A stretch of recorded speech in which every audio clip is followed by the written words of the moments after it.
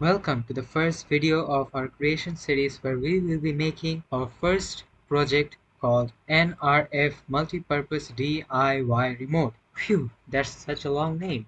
Now our goal is to make a sustainable controller by which we will be able to control different kinds of robots, cars, and in fact drones, which we will be making in the future videos. So for now we have to make the controller first. For that, we are going to be using NRF or Nordic Radio Frequency.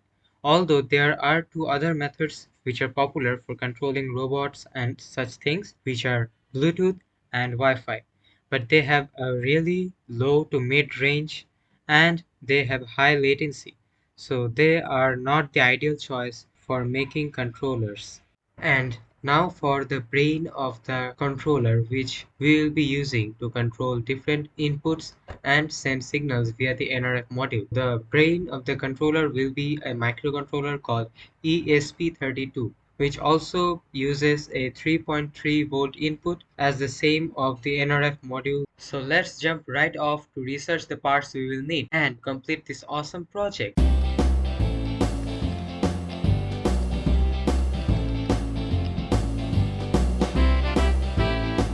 Okay, so that now I have finally collected all of the items which we will need in order to accomplish this. Let's see an animation of how we are going to make this whole thing happen.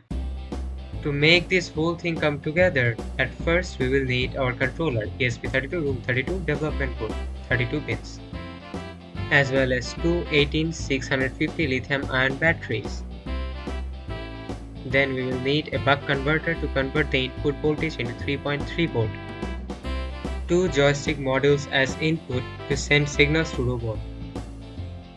And also two switches, one for the main controller on and off and other for a different purpose. Then we will need our NRF module by which we will send signals to our robot. And of course the battery case to hold the two batteries together. A 5 volt passive buzzer for emergency beeps or signals, as well as a green LED for status, a blue OLED display in order to show informations regarding the remote and robot, a Vero board to connect all the electronics together, and then the remote handles made with plywood so it will be comfy to hold all together. We will also need three 10 kilo ohm resistors, few jumper cables, of course our soldering iron and glue gun. And now we're finally ready to make it right after we see circuit schematic of how we are going to connect everything. Here is the whole circuit schematic. You can pause the video here, take a screenshot, and then you can look at the connections slowly. After you have checked everything correctly, let's finally get to the building phase and put all of this together and create this awesome controller.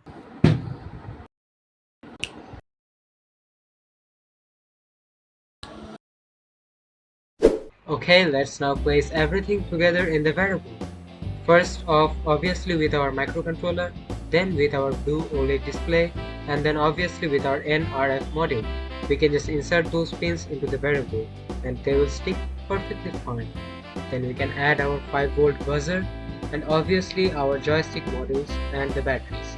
Now for the joystick modules, the pins cannot be inserted, so we have to use our glue gun to stick them into the variable, and obviously we will also use the glue gun to stick other things together so that they will be intact and won't break off or easily fall off the variable. I have also added the green LED on the left side of the blue OLED display and one of the push buttons on the right side of the microcontroller. Let's now make a rough sketch for the support extensions of the controller so that it will be easy to hold and place the rest of the components together.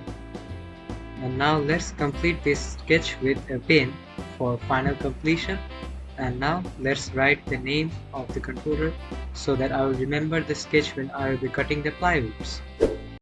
So now that I have cut the pieces of the plywood into different segments, all that's left to do is just connecting them onto the controller with glue gun.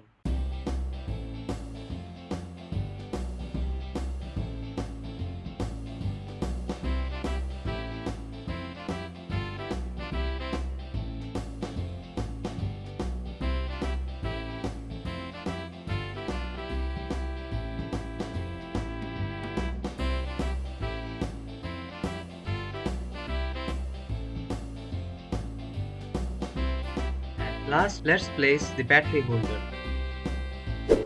Let's now separate 3 jumper cables and cut them from the middle.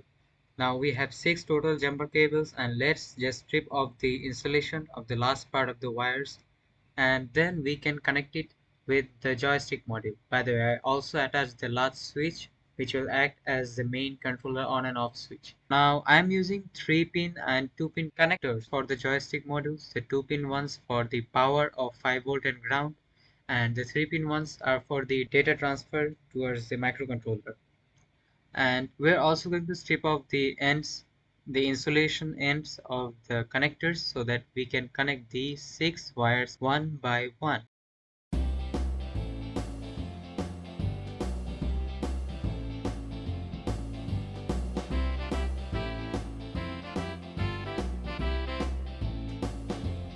Now let's connect every circuit together just like it was shown in the schematic.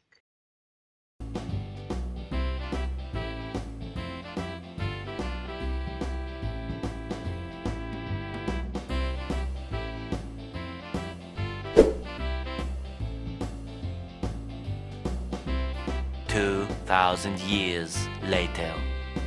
Okay, so as you can see that we have connected every circuit components based on the schematics. And as you can see that all of the wires are connected, and if I have done it upside down, all there's left to do is just connect the 1 or 2 jumper cables, and all I gotta do is just connect the battery and set it up for code now.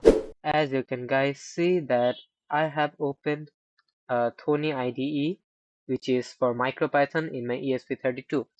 So now all I gotta do is show you guys the code that I have written.